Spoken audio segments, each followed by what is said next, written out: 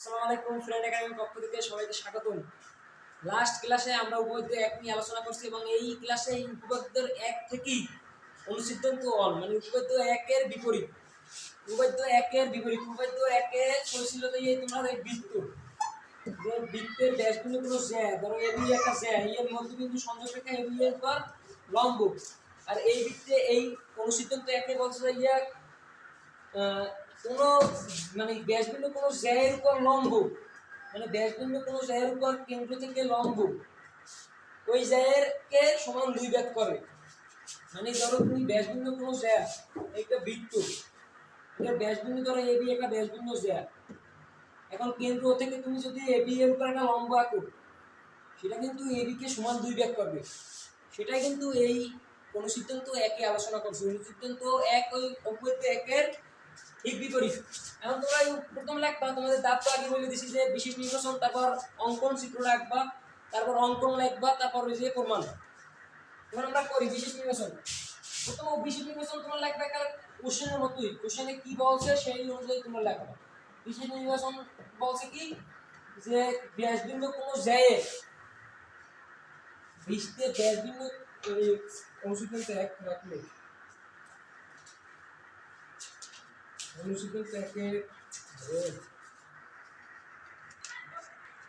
বলছে বৃত্তের যে কোনো ব্যাসের লম্ব সম দ্বিখণ্ডক কেন্দ্রগামী। ঠিক আছে, তোমরা লেখা যে বৃত্তে চিত্রে মানে ও কেন্দ্র বিশিষ্ট বৃত্তে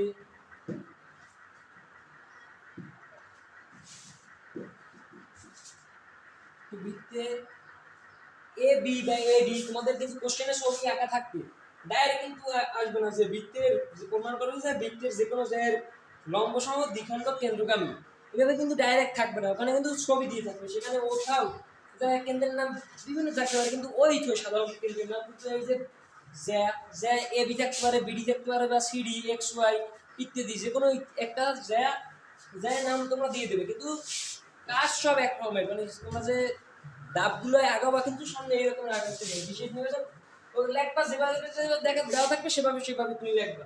ওকে কিন্তু বৃত্তে এডি এডি ড্যাশ ভিন্ন যে কোনো একটি জ্যা যে কোনো একটি জ্যা এবং এটা ধরো একটা নাম কি ওয়ে। এখন ওয়েম লম্ব একটা যে ওয়েম লম্ব এটা এভাবে লেখে না, ওয়েম লম্ব এডি হবে আমরা এখানে ডি3 ফাই দিছি, আমি বি3 হিসাবে দিই কারণ বি3 লেখা ভালো শুনে গেলে মানে এর সাথে বি মেলে। ওয়েম লম্ব এডি হলে প্রমাণ করতে হবে যে লিখতে লাগবে কারণ সামনে অনেক সময় জায়গা থাকে না, প্রমাণ করতে হবে যে মানে ওইটার মানে এই লম্বটা এইটার সমদ্বিখণ্ডক করে তাহলে কিন্তু এম সমান বিএম আমরা প্রমাণ করতে হবে যে এম সমান বিএম কারণ এটা সমদ্বিখণ্ডক খণ্ডরেখা এবি এর সমদ্বিখণ্ডক।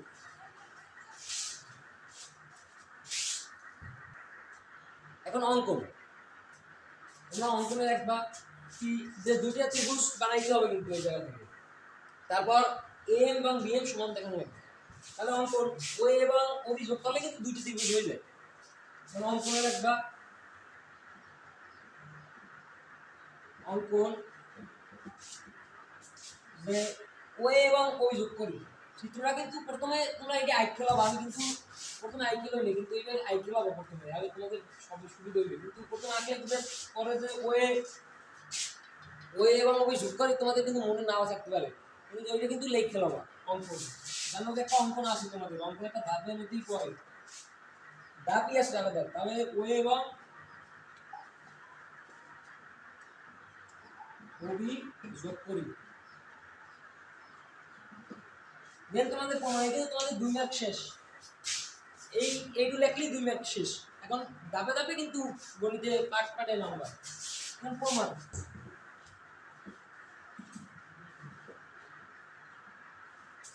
লেখা এ ও এ ত্রিভুজ এই থেকে ত্রিভুজ থেকে এটা ত্রিভুজ এবং বিওএম ত্রিভুজে কি লেখা যায় বলো তো? এওএম এবং বিওএম ত্রিভুজে ও এবং ও কিন্তু সমান লেখা যায়, কারণ একক বৃত্তের ব্যাসার্ধ সমান। তাহলে আমরা লিখতে পারি ও এ সমান ওবি। আমি লিখলাম না, তোমরা সামনে লিখে পাবা যে একই বৃত্তের ব্যাসার্ধ সমান। দেন আমরা লিখতে পারি যে ওএম ওএম সমান ওএম সাধারণ বাহু। বাস দুইটি আর একটা জিনিস দেখা লাগবে। আমাদের কিন্তু বিশেষ নির্বাচনেই বলে দিতেছে যে এবি এর উপর মানে কেন্দ্র থেকে এবি এর উপর লম্ব, যেহেতু এই ওএম এবি এর উপর লম্ব, তাই কিন্তু এই কোণটা এক সমকোণ, এই কোণটা এক সমকোণ, এই কোণটা এক সমকোণ। তোমরা জানো যে লম্ব হইতে হলে যে এক সমকোণ হওয়া লাগবে। ধরো একটা রেখার উপরে যদি একটা লম্ব আঁকো, তাহলে এই কোণটা আর এই কোণটা কিন্তু এক সমকোণ। তাহলে আমরা লিখতে পারি যে ওএম ও এম কিন্তু মাঝখানে রাখা লাগবে। ও এম এর কোণ সমান বি ও বি বি এম ও কোণ সমান 100 কোণ। এবার লেখা আছে যেহেতু যেহেতু ও এম লম্ব এ বি, তোমরা সামনে লিখে দেবা, যেহেতু ব্র্যাকেটে দেবা ও এম লম্ব এ বি, অতএব ত্রিভুজ দুইটা কি সমসম। এ ও এম ত্রিভুজ এবং বি ও এম ত্রিভুজ সমসম। কিন্তু তোমরা লিখবা, আমি বেশি মুছে লিখলাম।